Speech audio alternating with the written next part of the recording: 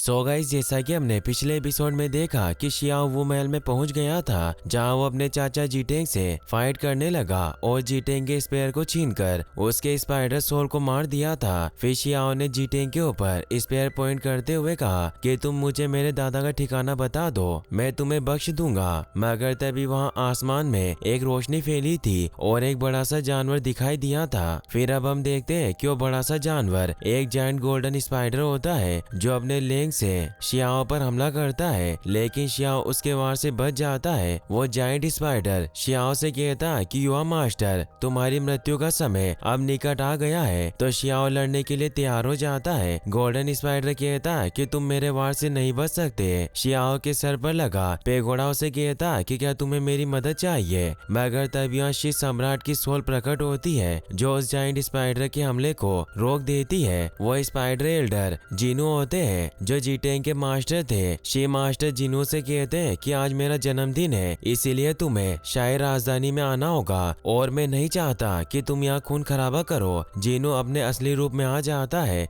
Stone सम्राट she Huang से कहते हैं कि इस युवक ने मेरी पीढ़ी और डेमोन स्पीड लेक का अपमान करने का साहस किया और तुम मुझे रोक रहे हो। क्या मुझे इसे सजा देने का अधिकार नहीं है? और अपनी पावर से शियाओ पर हमला करता है, मगर शी सम्राट उसके हमले को रोक देते हैं और कहते हैं कि तुम शियाओ को अपनी शक्ति से नियंत्रित नहीं कर सकते। तो जिनू कहते हैं कि बेहतर होगा कि आप अपने खजाने का ध्यान रखें, बाद में कुछ हुआ तो मुझे दोष मत देना। ये कहकर वहाँ से चले जाते हैं। जीटेंग भी खड़ा हो जाता है। शी सम्राट बताते हैं कि शियाओ अपने परिवार के प्यार के कारण अपने पूर्वजों की तलाश कर रहा है और जीटेंग भी अपनी गरिमा बनाए रखने की अपने रेजिडेंस की रक्षा कर रहा है। इसीलिए तुम लड़ाई बंद करो, समस्या ही समाप्त होती है। यह कहकर शी सम्राट की आत्मा वहाँ से चली जाती है। जीटेंग कहता है कि आप सम्राट हैं, इसीलिए मैं आपकी बात मान रहा हूँ। और शियाओ को कहता है कि मैं तुम्हें बताऊंगा कि ग्रेट डेमोन गॉड यानी तुम्हारे दादा कहाँ है। और वो बताता है कि जोंग मेरे मास्टर के बराबर नहीं है, लेकिन वो अभी एक महल में छिपा हुआ है। शियाओ कहता है कि अगर तुमने मुझसे झूठ बोला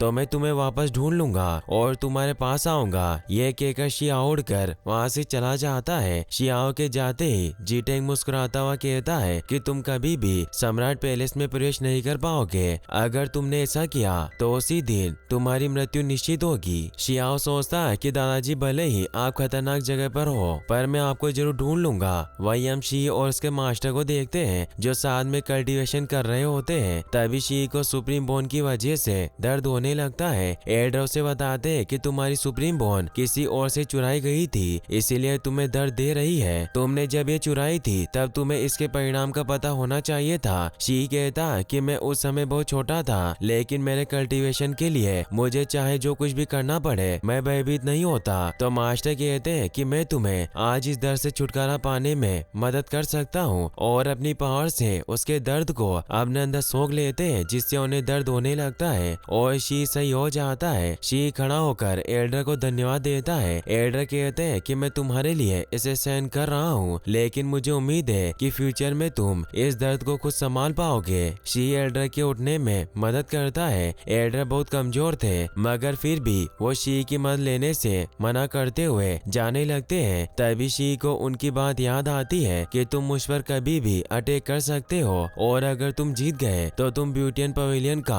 गुप्त लेखन प्राप्त कर सकते हो। यह सोचकर शी एल्डर पर हमला कर देता है। एल्डर उसके हमले को रोकने की कोशिश करते हैं, मगर ऐसा नहीं कर पाते और मीनार से टकराकर नीचे गिर जाते हैं। शी उन्हें कहता है कि मैं अपने दिमाग की सुनता हूँ, इसीलिए मैं आपके व्यवहार को आसपास के वातावरण जैसे वृक्षों, मिट्टी और पत्थरों के साथ देखता हूँ, इसलिए मेरा आपको हट करने का कोई इरादा नहीं था। और जिस रियल में बिना एल्डर्स को नुकसान पहुँचाए कल्टीवेशन करते हैं वो मेरे लिए मायने नहीं रखता, जिस वजह से मैंने आपको हरा दिया और मैं आपके मार्गदर्शन के लिए आपको धन्यवाद देता हूँ। एल्डर उसे कहते हैं कि तुम इस बात को समझ नहीं सकते क्योंकि तुम्हारा दिल गलत है और तुम्हारे कल्टीवेशन का मार्ग भी गलत है। शी कहता है कि मेरा कोई अच्छा या बुरा इरादा नहीं है और मैं सही और गलत को मायने नहीं रखता। तो एल्डर अपनी पावर को छोड़ते हुए कहते हैं कि मैं अपना वादा नहीं तोड़ूंगा, तुमने मुझे हराया है। और कहते हैं कि ब्यूटियन पवेलियन का गुप्त लेखन है, तुम्हें इसे अच्छे से समझना होगा, लेकिन उसके लिए तुम्हें अपने अंदर के शैतान को हराना होगा। ये कहते हुए वो अपना दम तोड़ देते हैं। शी एल्डर को मरता हुआ देख थोड़ा दुखी होता है, मगर मगर उसे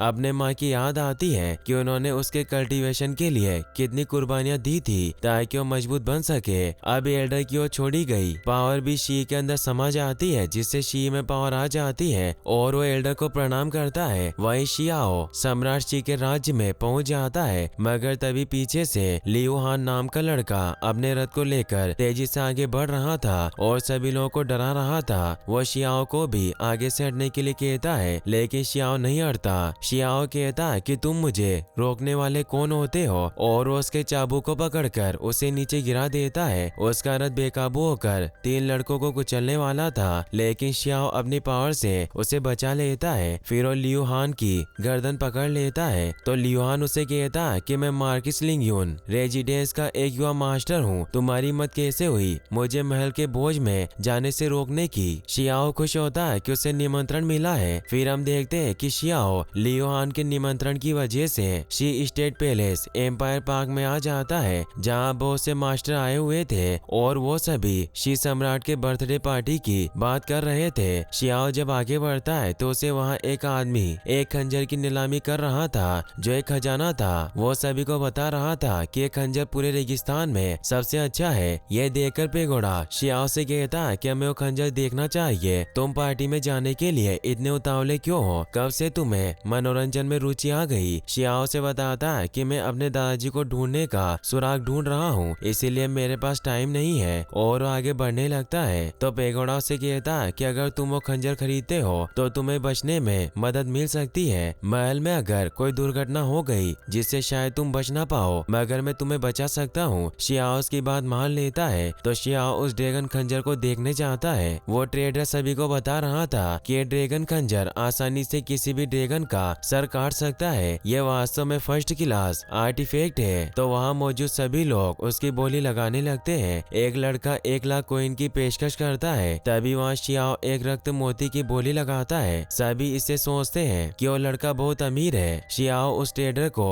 रक्त मोती यानी ब्लड पर्ल दिखाता है। वो ट्रेडर इससे हैरान रह जाता है। वो शियाओ को कहता है कि वाह मास्टर, क्या तुम मुझसे मजाक कर रहे हो? तो शियाओ कहता है कि क्या ये पर्याप्त नहीं है? तो आदमी कहता है कि पर्याप्त है, तुम वास्तव में बहुत अच्छे हो। तभी वहाँ लियू हान आ जाता है। वो सभी से कहता है कि लड़का चोर है, इसने मेरा इनविटेशन चुरा लिया, और अगर मैंने अपने दोस्त से बात नहीं की होती तो मैं यहाँ अंदर भी नहीं आ पाता। तो वहाँ मौजूद एक लड़का कहता है कि लड़का खंजर को लेने के लिए इतने पैसे खर्च रहा है, जरूरी एक चोर है। लियू हान कहता है कि हमें इस चोर को पकड़ना होगा, और वो आगे बढ़ता है। लेकिन शियाओ अपना पैर आगे करके कहता है कि क्या तुम वापस मुझसे पीटना चाहते हो? लियू हान डरकर नीचे बैठ जाता है। शियाओ से कहता है कि तुम दूसरों को धमका रहे थे, इसीलिए मैंने तुम्हें सबक सिखाया। तभी वहाँ शिलियो आ जाती है। वो वहाँ लगी भीड़ देखकर पूछती है कि तुम किसके लिए लड़ रहे हो? लियू वहाँ शिलियो से कहता है कि महामहिम, यह आदमी चोर है और यहाँ घुस आया है, इसीलिए हम इसे दंड देना चाहते हैं, मगर हमें पता नहीं था कि इसके पास इतनी पावर होगी। यह सुनकर शिलियो अपने साथी मास्टर चिटोंग से कहती है कि क्या तुम इस आदमी को पकड़ सकते हो? लियुआन कहता है कि मेरी मदद करो, मैं इसे जेल में फेंक दूंगा। सभी शियाओ को मारने कहते हैं, मगर चिटोंग शियाओ के हाथ का स्कार्फ देखकर उसे पहचान लेता है कि वही लड़का है जिसके साथ उसकी लड़ाई हुई थी, और अब वो बड़ा हो गया है। इसलिए वो लियू हान और एक और लड़के को पकड़कर कहता है कि मैं तुम्हें नाराज नहीं करना चाहता, मगर मैं तुम्हें शियाओ से बचाना चाहता हूँ। ये बहुत पावरफुल है, और उन दोनों को ही पकड़कर जेल में फेंक देता है। शिलियो के साथ साथ सभी इससे हैरान रह जाते हैं कि चिटोंग ने ऐसा क्यों किया।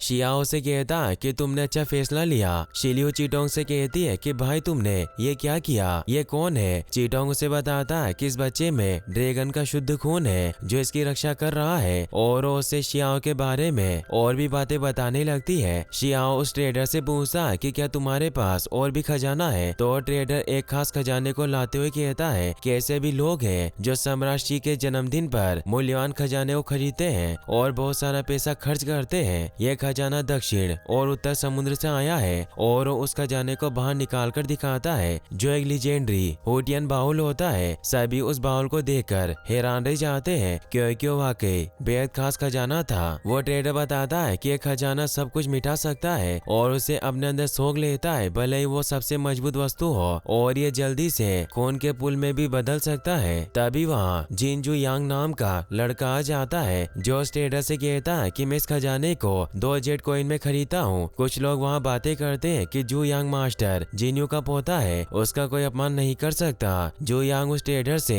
वो कटोरा छीन लेता है और उसे 2 कॉइन देता है, मगर ये दिव्य हुटियन बाउल के लिए बहुत कम कीमत थी। वो ट्रेडर जब उसे इस बारे में बताता है कि कम कीमत है तो जू यांग उसे कहता है कि तुम लालची मत बनो और उसकी तरफ 2 और कॉइन फेंक देता है और कहता है कि अगर तुम्हारे पास और कोई अच्छा खजाना हो तो उसे मेरे घर भेज देना। वो ट्रेडर जू यांग के पैरों में पड़ जाता है और कहता है कि हुटियन बाउल के लिए ये वास्तव में बहुत कम कीमत है, इसीलिए मैं आपको इसे नहीं दे सकता। ये खजाने ही मेरी जीवन का आधार है। जू यांग उस खजाने को अपने अंदर रख लेता है और उस ट्रेडर से कहता है कि क्या तुम वास्तव में मुझे शर्मिंदा कर रहे हो, और उसकी गर्दन पकड़ लेता है और उसे मारने लगता है। लेकिन शियाओ वहां आकर उसका हाथ पकड़ लेता है और कहता है कि इतना गुस्सा मत करो, ये ट्रेडर किसी चीज से बंधे नहीं है, और उस हुटियन बाउल को वापस बाहर निकाल लेता है। शियाओ कहता है कि ये बस एक टूटा हुआ कटोरा है, वाकई में ट्रेडर ने इसकी ज्यादा कीमत लगाई है, इसकी कीमत सिर्फ 3 कॉइन से ज्यादा नहीं है। ये सब वो जू यांग को बहलाने के लिए कह रहा था, इसीलिए वो ट्रेडर से कहता है कि तुम जानते नहीं जू यांग कितने महान है, इनके पास एशियन गोल्डन स्पाइडर की पावर है और इसकी तुलना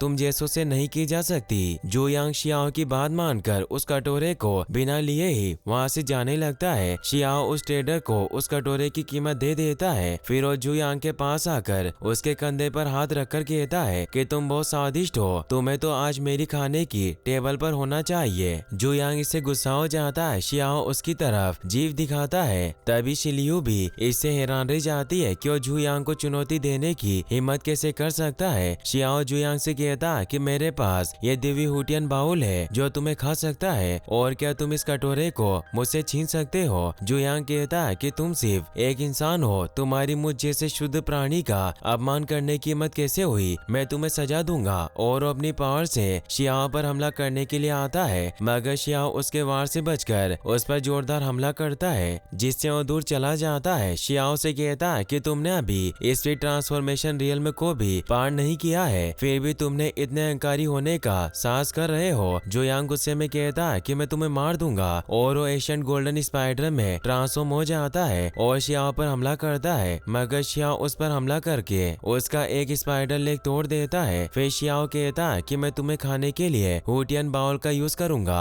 और उस हुटियन बाउल को एक्टिवेट करके जू यांग को कटोरे में कैद कर लेता है और कहता है कि तुम केवल एक नीच प्राणी हो जो दूसरों पर अत्याचार करता है। वो ट्रेडर शियाओ को मदद के लिए थैंक्स कहता है और बताता है कि मैंने आप जैसा अच्छा और बहादुर युवा मास्टर पहले कभी नहीं देखा, मगर तुम अब यहाँ से चले जाओ। शियाओ कहता है कि मैं कहीं नहीं जाऊंगा, और वो जू यांग की तोड़ी गई स्पाइडर के पास खड़ा होकर कहता है कि मैं इस केकड़े की टांग को आज पार्टी में खाऊंगा। ट्रेडर शियाओ को कहता है कि क्या तुम मजाक कर रहे हो, डेविल स्पीड लेग बहुत अहंकारी और एरोगेंट है, खासकर वो बूढ़ा जिन्यू, इसलिए तुम्हें उससे बचकर रहना चाहिए। शियाओ कहता है कि मैं जानता हूँ वो क्या कर सकता है, मगर अब उसका पोता मेरे पास है। तो ट्रेडर कहता है कि अगर तुमने अपना निर्णय पहले ही बना लिया है तो मैं आपको नहीं रोक सकता। मुझे आशा है कि तुम इस समस्या से भी निपट सकते हो, और मैं तुम्हारी भविष्य में बड़ी सफलता की कामना करता हूँ। शियाओ कहता है कि आपको झुकने की कोई जरूरत नहीं है। ट्रेडर वहाँ से चला जाता है। यहाँ पर हम जिटेंग को भी देखते हैं जो शियाओ पर नजर रख रहा था। तभी वहाँ शियाओ के पास पिंक गर्ल आती है जो उस स्पाइडर लेग पर उतरती है। शियाओ से कहता है कि तुम तो वही हो जो नीलामी में थी। तभी वहाँ फेरी यूचन भी आ जाती है जो पिंक गर्ल से कहती है कि क्या तुम युवा मास्टर को चोट पहुँचाना चाहती हो। पिंक गर्ल उसे दीदी पुकार कर बुलाती है और कहती है कि जाहिर है कि आप दूसरों पर ध्यान देती हो। शियाओ ने कहता कि मोटी लड़कियों, अगर तुम दोनों आपस में लड़ना चाहती हो तो लड़ सकती हो, मेरा वक्त क्यों बर्बाद कर रही हो, और अपनी थैली में उस स्पाइडर लेग को ले लेता है। पिंक गर्ल शियाओ से कहती है कि क्या मैं और मेरी दीदी तुम्हें मोटी दिखती है। शियाओ कहता है कि तुम्हारे कुछ पार्ट पतले हैं और कुछ जगह तुम पर बहुत चर्बी है, इसीलिए तुम पतली और मोटी दोनों हो। पिंक गर्ल कहती है कि दीदी उसने तुम्हें मोटी कहा, तुम अच्छी नहीं हो। शियाओ कहता है कि मैंने ऐसा कुछ नहीं कहा। पिंक गर्ल उसके पास आकर कहती है कि तुमने उस दिन खजाना ले लिया किया था, साथ ही तुमने सी गॉड के वंशज को भी हरा दिया और फिनिक्स अजोर भी खाया, इसीलिए दूर खड़ी शिलियू हैरान होती है कि उस लड़के ने फिनिक्स अजोर को खाया है और वो चीटोंग से पूछती है कि क्या वास्तव में यह लड़का प्योर ब्लड क्रिएचर को खाता है। चीटोंग उसे चुप कराते हुए कहता है कि वास्तव में उसने ऐसा किया है। शियाओ भी अब उस पिंक गर्ल को पहचान लेता है कि वो ही अलमीरा है, इसीलिए उसे कहता है कि तुम मुझे अकेला छोड़कर भाग गई, मुझे सी गॉड और कई महान मास्टर के साथ युद्ध करना पड़ा।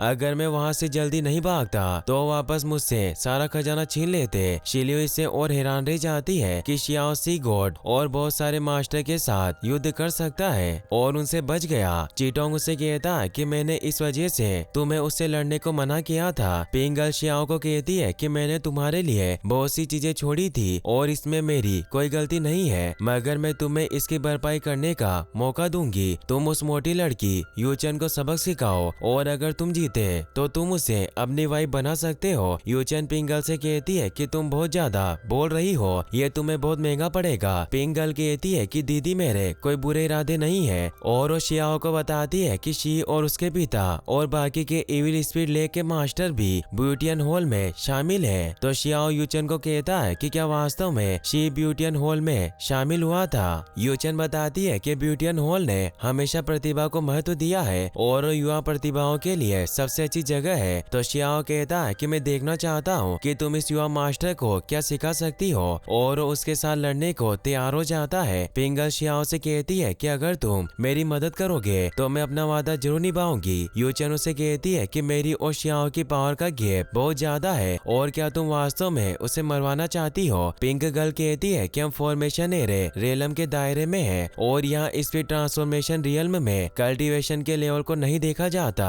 और शियाओ को बताती है कि यह सच है कि बड़ी बहन आदरणीय शिखर के दायरे में पहुंचने में केवल एक कदम दूर है, लेकिन इससे कोई फर्क नहीं पड़ता और मैंने तुम दोनों के लिए लड़ने की पहले तैयारी कर ली है। मुझे लगता है कि तुम दोनों हेवनली पथ रियल्म के दायरे में लड़ सकते हो और वो अपनी पावर से उन दोनों को लड़ने के लिए भेजने लगती है। पिंक गर्ल शियाओ से कहती है कि एक एवरेज मास्टर केवल 4 या 5 दिव्य मार्ग खोल सकता है। मुझे पूरी उम्मीद है कि तुम अगले दायरे में पहुंच चुके होंगे। तुम 9 स्वर्गीय मार्ग को खोल सकते थे, मगर फेरी यूचन को स्वर्गीय पथ क्षेत्र में सर्वश्रेष्ठ के रूप में जाना जाता है। ये अपने पूर्वजों से भी ज्यादा उत्तम है। मुझे इससे डर लगता है, इसीलिए तुम भी इससे सावधान रहना। और इसी के साथ ये एपिसोड यहीं पर खत्म हो जाता है।